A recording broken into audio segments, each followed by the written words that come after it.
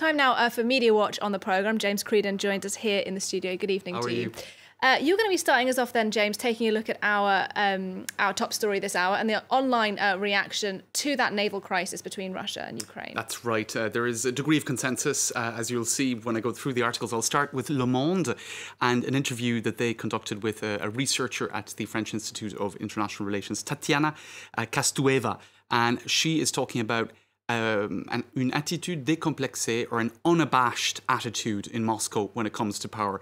In other words, not a great degree of respect perhaps for international relations, and just an increasing confidence in an unabashed fashion vis-a-vis, I suppose, what we've seen in Ukraine. The Kremlin knows that no state will want to expose itself in order to defend the liberty of navigation in this part of the world. Nobody is going to go beyond declarations, the kind of formal declarations, if you like. So she went on to say that the official status of the Azov Sea has no reality on the ground, and that she speaks about the building of this Kerch bridge, which, remember, Crimea was annexed from the point of view of Russia in 2014. This bridge construction began on that within the year, between the Crimean Peninsula and the Russian mainland. So creating facts on the ground, if you like, and also restrictions placed on the freedom to navigate in the sea. That's been going on for a long time in flaunting international agreements. Now, in Reuters, they're also picking up on all of this. In the Azov Sea, Putin plays a deadly Ukraine game.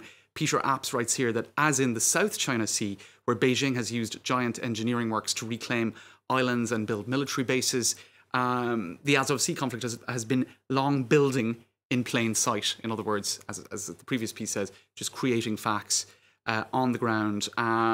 The article goes on to say that Russia, to not respond, I suppose, militarily, would strike Russia as weakness and invite yet more aggression. But no side wants a conflict they cannot control.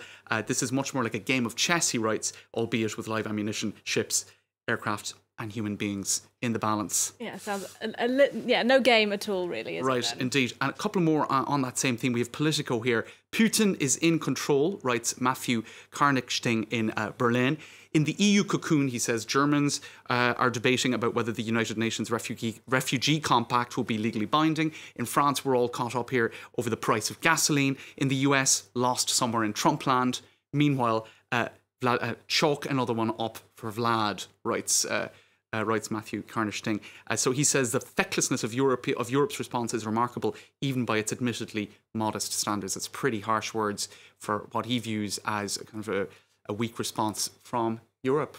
Right, well, presumably, though, the reaction sounds pretty different if you take a look at the Russian press. Absolutely. Russia Today, for example, well, they're just giving really, they're handing it over to Putin in headlines.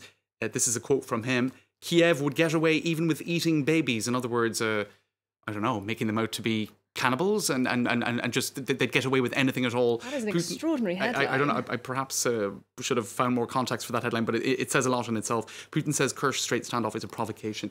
This is another quote from Putin on the Twitter account of Russia in South Africa, their embassy account. It's undoubtedly a provocation. It was set up by the incumbent authorities ahead of upcoming presidential elections to boost ratings. Mr. Poroshenko is only on 5th in the polls. He might not even make it to the runoff. You do have a few people on Twitter sort of rowing in behind the official Russian position, talking about Poroshenko staging an incident in the Kerch Strait, etc. But really, it's few and far between in terms of those comments. The Russian position is quite isolated, I would say, in terms of analysis.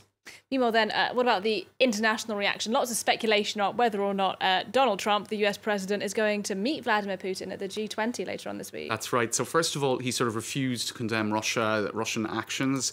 And all of this, of course, against the backdrop of massive speculation in the US that there was collusion in the US election with Russia. I don't like that aggression. Trump threatens to cancel Putin meeting over clash with Ukraine. Of course, we've seen this before where he threatens to cancel a meeting. We saw this with North Korea as well. A lot of it is just for the stage, you know. I mean, for now, this is what the reaction has been from the Kremlin spokesperson. We don't have any information that the meeting between Presidents Putin and Donald Trump at the G20, this is scheduled in a few days in Argentina, has been cancelled. All preparations are underway. Strategic stability, international agenda and bilaterals will be discussed. So for now, from the Russian perspective, it's all guff from Donald Trump, which is credible if you look at how he has dealt with international, talking about cancelling meetings in the past and then he doesn't cancel them. And it makes for a nice headline, but it's not necessarily credible. Well, we'll have to see what happens there in that meeting. Not far away, at least that G20 summit. Will Putin and Donald Trump meet? You'll be watching out for us, I don't doubt, James. Thank you Thanks, very much. James Creedon there with Media Watch on the